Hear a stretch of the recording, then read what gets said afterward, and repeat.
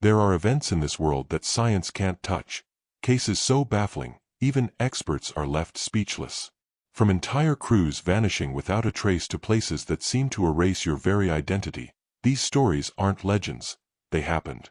What you're about to hear are 5 chilling phenomena that defy logic, reason, and reality itself. And once you know them, you'll never look at the world the same way again. These are not just mysteries, they're warnings. Welcome to Unsolved Archives, where we delve into the hidden, the mysterious, and the unanswered. Share your thoughts in the comments. Your insight could be the key to unlocking the truth. The Silent Storm of Eklutna Lake. It began on a cold October afternoon in 2008, near Eklutna Lake, a quiet glacial reservoir tucked into the Chugach Mountains of Alaska. The skies had been mostly clear, except for a faint mist clinging to the peaks. Locals described the mood of the day as unnaturally calm. No wind. No animal sounds. Even the lake, known for its gentle ripples, was still. At 3:37 p.m., a massive black cloud began to form over the lake. Hikers, campers, and fishermen reported seeing it emerge, not from the horizon, but vertically, like smoke rising from a hidden chimney in the sky. It expanded fast, growing wider and thicker, until it hung overhead like a lid sealing off the valley. But the most disturbing detail wasn't the size or speed of the cloud. It was the silence. Absolute, oppressive silence. There was no wind preceding it, no thunder in its core. No raindrops followed. Animals began fleeing the area, deer charging through brush, birds abandoning their nests. A pair of hikers, Thomas Graves and Dana Hill, were near the southern shoreline when it happened. In an official statement, Thomas recalled how their phones both lost service simultaneously, even though they'd had signal only moments earlier. Then came what they described as a presence. It wasn't visible at first, just a weight in the air, a pressure that made it hard to breathe. Dana pointed up and froze. Within the storm cloud, there was a distinct shape. Not lightning. Not a bird or a drone. It looked like a hexagonal object, metallic, hovering in absolute stillness within the storm, partially obscured but clearly not part of the cloud. "I remember staring at it," Thomas said later. "And I could swear it was looking back. That's what it felt like. It was like mutual awareness." And then, just like that, the cloud collapsed. Within seconds, it disintegrated into thin, sunlit air. Not a drop of rain fell. Birds resumed singing almost immediately. The wind picked up. It was as though the last 10 minutes had never occurred. But when Thomas and Dana checked their watches, they were both stunned. Each timepiece read 3:42 p.m. But the cloud had appeared at 3:37 p.m., and they had experienced far more than 5 minutes. Later investigation by a local ranger team revealed that other electronics in the area, GPS trackers on wildlife, surveillance drones, and even a security camera at a ranger post, had all logged a missing chunk of time between 3:42 and 3:47 p.m. Data either froze or glitched completely. And the footage from the camera, which was pointed directly toward the lake, simply cut to black for exactly 5 minutes. When it resumed, the sky was clear again. No official agency commented on the event. When contacted, NOAA claimed no record of unusual weather patterns that day. The military denied involvement, despite a nearby base raising some eyebrows. Some theorized it was a cloaked aircraft, others called it a test of a classified weather control experiment. A few believed it was not human at all. A week later, Dana Hill left Alaska and refused to speak publicly again. Thomas Graves began obsessively tracking meteorological anomalies, eventually launching a blog dedicated to quiet clouds. He claimed the Eklutna event was not unique, that similar phenomena had occurred near large freshwater bodies with glacial origins. He died in 2016 of a reported suicide. His final blog post ended abruptly mid-sentence. "It's not the clouds that are watching, it's what they hide in." Eklutna Lake remains a popular hiking destination, but few locals linger past sunset anymore. A new sign was posted near the main trailhead in 2021. It reads, "In case of sudden silence, leave the area immediately." The Mirror That Forgets. In the spring of 1996, the Ashka Museum of Folklore and Antiques, nestled in the quiet town of Derbyshire, England, received a donation from an anonymous source, an ornate, 19th-century floor-length mirror, carved from dark mahogany and rimmed with symbols that resembled runes. No information accompanied it, no sender's name, no return address, no record of ownership. Just the mirror. It was placed in the museum's Victorian exhibit hall, near a collection of mourning dresses and faded photographs. Within weeks, staff began reporting strange incidents. At first, they were subtle. A volunteer forgot the name of a co-worker she'd worked with for 3 years. A curator misplaced his car and spent 2 hours searching the museum parking lot, only to find it in his assigned spot. Others would blank out during conversations, forgetting where they'd left off. One afternoon, a tour guide named Elsie Baker was closing the exhibit when she caught her reflection in the mirror. She stopped and stared for several minutes. When she returned to the staff office, she seemed confused and distant. Her supervisor, Martin Rowe, asked if she was feeling well. She replied, "I'm sorry, I don't remember who you are." She had worked under him for 6 years. Over the next few days, the incidents became more disturbing. Employees who stood in front of the mirror for prolonged periods, 10 minutes or more, began losing key pieces of memory. Not just trivial facts, but entire sections of their personal history. One archivist reportedly forgot the name of his own daughter. A security guard, after working a double shift, claimed he couldn't recall where he lived. He wandered the streets of Derbyshire for 2 days before police found him asleep behind a bakery. The museum's board brought in Dr. Madeline Lear, a cognitive psychologist from Leeds University, to study the mirror. She initially believed it was a case of shared psychogenic amnesia, a form of mass suggestion triggered by environmental stress. She arranged to monitor the mirror directly, watching it under timed conditions. Her first session lasted 5 minutes. Nothing happened. During her second session, however, she began to report odd phenomena. In her written notes she stated, "The mirror's reflection lags, fractionally, barely perceptible, but real. Eye movement is inconsistent. My reflection seems to hesitate." By the fourth session, her notes became frantic, filled with fragmented sentences and scrawled margins. One entry simply read, "It knows what I've forgotten." A museum security camera captured footage of Dr. Lear standing before the mirror for 11 minutes on her final day of research. At precisely the 10-minute mark, her body stiffens, and she leans forward slightly, as if listening. Her mouth begins to move, but no sound is recorded. Then, she turns and walks away. She never returned to the museum. Her office at Leeds was cleared out a week later. Colleagues said she took a sabbatical and moved abroad, destination unknown. Her research materials were left behind, but her notes abruptly stop after her final session. The mirror was moved to a locked storage room, but even there, it continued to cause unease. One janitor refused to clean the room after claiming he saw someone else in the mirror while walking past. When asked to elaborate, he simply said, "It looked like me, but it blinked when I didn't." In 1997, the museum's director ordered the mirror to be boxed and archived in the underground vault. When staff went to retrieve it, it was gone. Surveillance footage showed no signs of break-in, and the storage room's key had not been checked out. All that remained was a small note left on the mirror's former pedestal. "I remember everything now. It's worse than forgetting." Rumors spread. Some say the mirror shows not your reflection, but your memories, reflected wrong. Others believe it erases not just memory, but identity, leaving something else in your place. A few claim the mirror still exists, moving from place to place, appearing in estate sales and flea markets, waiting for someone curious enough to stare a little too long. There is one surviving photo of the mirror, taken during its early days at the museum. Some who've seen it swear the reflection shows more than the room, something lurking just beyond the frame. But no two descriptions match.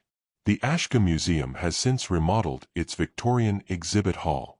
A new display of antique clocks now stands where the mirror once rested. None of them are allowed to face each other. The train to nowhere. On the morning of April 6, 2011, A regional passenger train designated as Route 024 departed from Verona station in northern Italy, bound for Milan. It was an early spring day, mild weather, light clouds, nothing out of the ordinary. The train, a modern ETR 500 model, was scheduled to arrive in Milan at precisely 11:04 a.m., making 4 stops along the way. It never arrived. According to the transit logs, the train left station 14B at 9:47 a.m. and passed the first 3 checkpoints without incident. Each checkpoint uses a combination of pressure sensors and GPS tagging to verify a train's passage. At 10:26 a.m., Route 024 passed the 3rd checkpoint near the village of Caprino. Then, it vanished. Checkpoint 4, located in a wooded valley just 12 kilometers from Milan, never registered the train. No emergency brakes were pulled. No distress signals were sent. It simply failed to appear. When the control center lost signal, dispatchers assumed a technical fault and contacted the onboard conductor via radio. No response. They attempted again. Static. A second train on a parallel track was dispatched to search the route. Nothing. The entire 12-kilometer stretch was walked on foot by local police, transit officials, and even military personnel over the next 48 hours. Not a single piece of debris. No signs of derailment, no scrape marks, no broken brush. The train, 36 passengers, and 4 crew members had disappeared. What made the event stranger was the final footage captured from a tunnel camera. At 10:31 a.m., the camera at the north end of Tunnel 32 recorded Route 024 entering. The headlights pierce the darkness. The train begins to pass through, 5 cars, clearly visible. But at the south end of the tunnel, no train exits. The south-facing camera records a continuous shot of the empty tunnel mouth. The tunnel, only 2.8 kilometers long, should have taken no more than 3 minutes to clear. The footage was analyzed dozens of times. Some claimed to see a flicker, just 1 frame, at 10:33:07 a.m., a moment of static distortion. But only on the north-facing camera. The south-facing feed remained perfect. The tunnel was sealed and searched, but yielded no leads. It was as if the train simply never made it to the other side. Then came the passenger manifest. Investigators quickly noticed that all 36 passengers had purchased their tickets within 48 hours of departure. Most were one-way. But it got weirder. Nearly all the identification used to purchase the tickets, IDs, credit cards, online reservations, were either temporary, unverifiable, or belonged to deceased individuals. One name was flagged as belonging to a man who had died in 1983. Another ID was traced to an Argentine citizen who had never traveled to Europe. Interpol became involved. A theory arose that the train had been used for some kind of coordinated event, an espionage operation or witness relocation program, but it quickly lost steam when no global agency claimed involvement. None of the supposed passengers were ever found, alive or dead. Then, about 7 months after the incident, a rail technician in Genoa received a strange alert. It was a signal ping, tagged with Route 024's original GPS code, blinking briefly just outside Milan, at a now decommissioned freight yard. The signal lasted 47 seconds before vanishing. The yard was searched. Nothing found. Urban legends began to swirl. Some said the train had entered a rift in time. Others believed it was part of a top-secret quantum experiment, or that it had passed into a parallel dimension. A few thought it never existed at all, despite overwhelming records. Most dismissed it as one more unsolved mystery. But then came a chilling piece of evidence. A year after the disappearance, a tourist from Belgium was hiking through the Dolomites and took a photo of the landscape.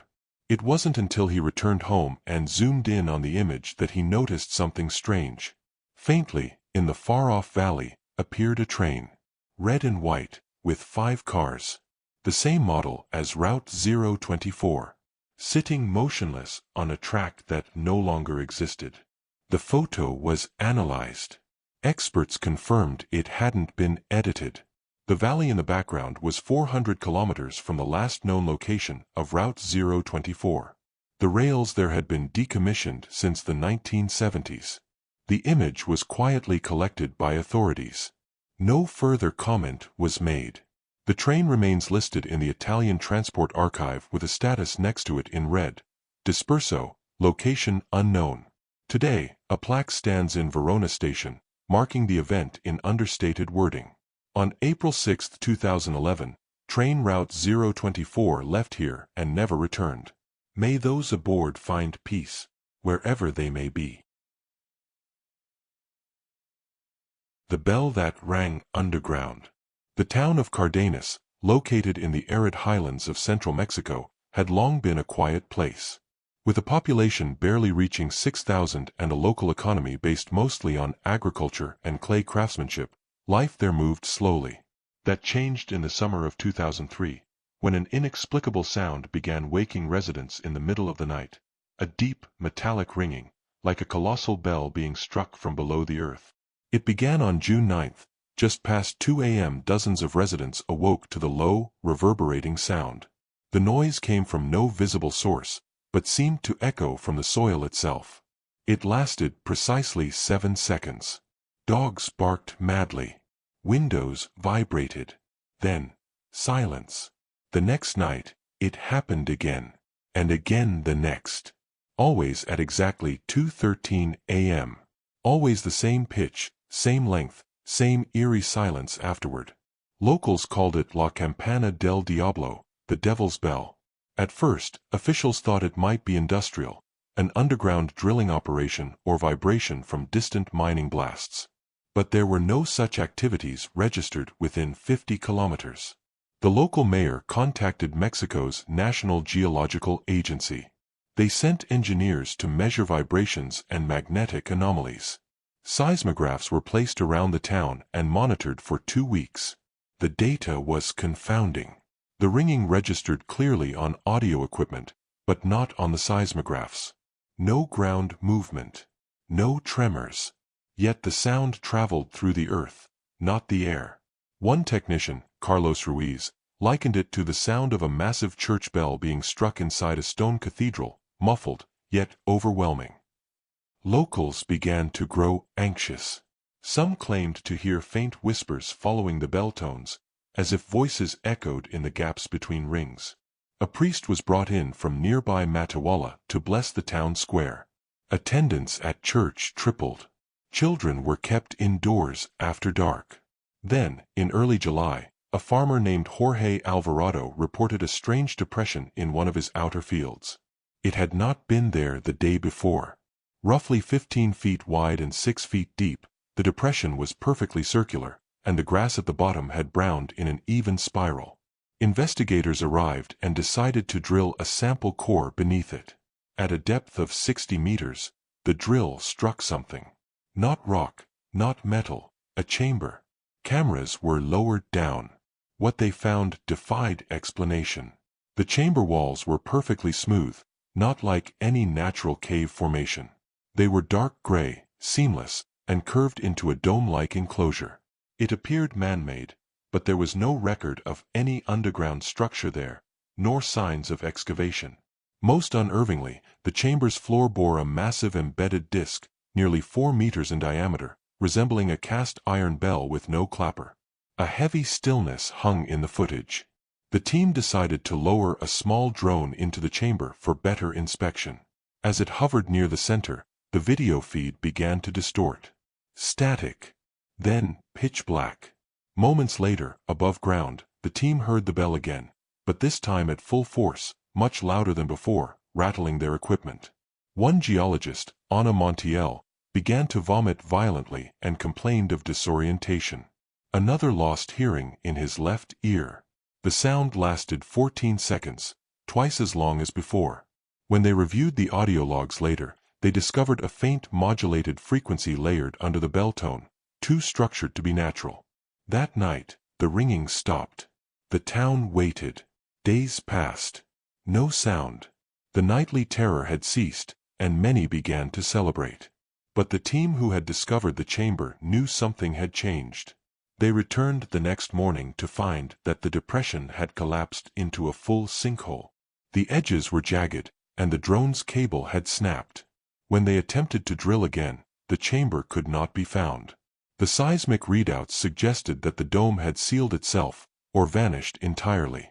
The only trace left behind was a small fragment of the dome wall retrieved by the original bore drill. When analyzed, it was composed of an unknown alloy with properties not matching any existing material on Earth. In the weeks that followed, people began reporting dreams, each disturbingly similar. Dreams of standing in the darkness, underground, with the bell ringing slowly behind them. In the dream, they all reported seeing a doorway appear in the chamber wall, opening into blackness. By late August, 43 people across the town claimed to have experienced this dream. They began keeping logs. The dream always occurred at exactly 2:13 a.m. and ended with a phrase whispered into their ear by something unseen. It rings for those who remember. The phenomenon was never explained. The government eventually classified the incident as an unverified geological anomaly. Most of the original footage and samples were seized. The town's population declined over the next decade, with many residents quietly relocating. Today, the field where the bell was discovered remains abandoned, fenced off, with no official signage. But some say that if you stand near the old fence on certain nights, when the moon is low and the wind still, you can feel it in your chest. A vibration. Faint, but real. Like something beneath your feet is waiting to be struck again. The forest where names disappear. Deep in the Ural Mountains of western Russia, there is a stretch of wilderness known as Belovek Forest. Untouched by development and sparsely mapped, it's avoided by locals and completely absent from modern tourism. Hunters who approach its border rarely cross the tree line, and those who do often return different, if they return at all. The forest has earned a quiet reputation, passed from generation to generation, as Les Bezimianic, the forest of the nameless. The first modern report came in 1984 from a small Soviet geological team performing mineral surveys. 6 members set up a temporary camp just within the forest's edge. Radio contact was maintained with a base station 20 kilometers away. For the first 2 days, nothing unusual occurred. On the third day, the lead operator at base, Lieutenant Sokolov, received a garbled message from the team. "We can't. Our names. They're not." The transmission cut out. A search unit was dispatched. They found the camp intact, supplies untouched. The team's personal journals and logs had been filled in normally, until that morning. From that point forward, entries became fragmented. Words were missing. Names were replaced by blank lines, as if erased. The final page of the notebook belonging to the team leader simply read, "What do we call ourselves when nothing calls us back?" 3 members were eventually found wandering the forest's outer edge. All were physically unharmed, but could not remember their own names, ranks, or even one another. One insisted his name was no longer with him. Over time, their memories returned partially, but none could recall what happened past the second night. The other 3 team members were never found. The forest was quietly cordoned off by the Soviet government. No official statement was made. Unmarked patrols monitored the area for decades. After the collapse of the USSR, the region was largely forgotten, until 2009, when a Russian film student named Yelena Popov led a team of 4 into the forest to document forgotten Soviet locations. Their last known footage, recovered from a half-buried backpack near the forest's edge, was disjointed and haunting. The first clip shows the group laughing and hiking into the trees. The next, a still shot with the camera dropped sideways. In the background, the group can be heard arguing, but names are never used. You were supposed to stay close. Why did they go that way? Then silence. The final clip, only 3 seconds long, shows one of the students, eyes wide with confusion, whispering into the lens. "There's no name for me anymore." Search crews recovered only one of the group, Vadim Frolov, who was found weeks later walking alongside a river nearly 80 kilometers from the forest. He was dehydrated, barefoot, and visibly terrified. When asked what happened, he struggled to speak, repeating the same phrase in Russian over and over. "It unnames you. It takes the shape of forgetting." Doctors believed he had experienced severe psychological trauma. Vadim remained in care for 3 years. During therapy sessions, he often spoke of the trees that watched and the silence that replaces. He drew symbols resembling spirals and open mouths with no teeth. The Russian Federal Forestry Service eventually labeled Belovec Forest a high-risk ecological zone due to dangerous terrain instability, effectively closing it off to the public. However, satellite images revealed no major hazards. In fact, the forest appears eerily symmetrical from above, with large circular clearings spaced at perfect intervals, too precise to be natural. Further complicating the mystery, a rare audio file surfaced online in 2017, posted anonymously on a shortwave radio archive. The file, labeled simply as 01, consists of a distorted voice speaking Russian in a monotone, with long gaps of silence. Experts who analyze the file claim that each word spoken is a common first name: Olga, Dmitry, Ivan, Natalia, but none are repeated. The full list contains 2,147 unique names before the voice fades into static. No one has been able to trace its origin. In 2021, a small team of cryptographers noticed something unusual in regional weather data: occasional gaps, just 5 to 7 seconds long, where temperature, humidity, and wind data near Belovec Forest dropped to zero. Total voids in measurement, as if the equipment simply forgot to exist during that time. Theories abound. Some say the forest is an ancient psychic sinkhole, a natural anomaly where memory and identity degrade. Others believe it is the resting place of an old intelligence, something that does not kill, but erases. Still others, especially local elders, insist it's a punishment, a place for those the world was never meant to remember. No modern expedition has entered since 2015. The Russian government refuses all requests for permits or study. All roads near the forest are unmarked, and GPS systems inexplicably reroute around it. If you ever find yourself driving through the Urals and your navigation system suddenly flickers, if you see trees thickening ahead and a silence falling over the world around you, stop. Turn around. Because in Belovec Forest, even your name is borrowed. And you won't know it's gone until it's too late. Every case adds a new layer of mystery, leaving more questions than answers. Which one lingers in your mind, and what's your take on what really happened?